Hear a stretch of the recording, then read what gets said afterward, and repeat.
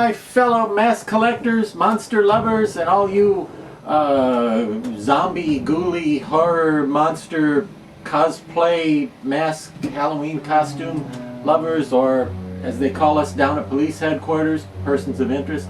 Welcome once again to Creepy Cheapies with Dr. Lady. I'm a figment of your imagination, and today's mask comes to us from Zagoni Studios.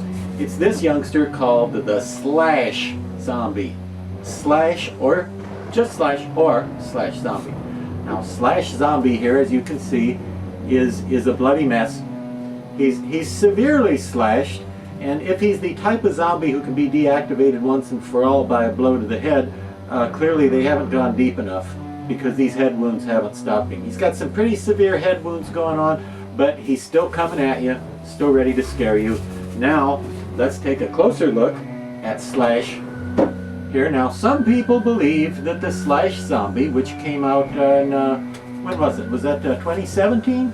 He says 2017. I'm not sure he's right. Might have been 2016. He thinks it was 2017. Anyway, whenever it came out, some people thought that it was a reissue of an old Be-Something mask, which is, of course, what Zagoni Studios used to be called in the 70s and 80s. People thought this was a reissue of an old Be-Something mask called Bloody Mary. But that was incorrect. That's not really what this one is.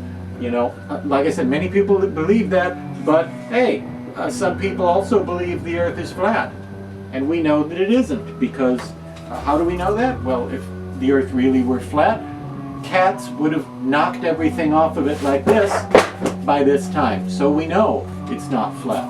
Anyway, we know this isn't Bloody Mary because Bloody Mary was used in a movie called Savage Weekend, which actually, interestingly, predates the slasher movie craze kicked off by Michael Myers and all of his cohorts. But that one had just different structure. It's similar to this, but it's a different overall look. It had blonde hair most of the time, and the teeth were different. The position of the cuts were different.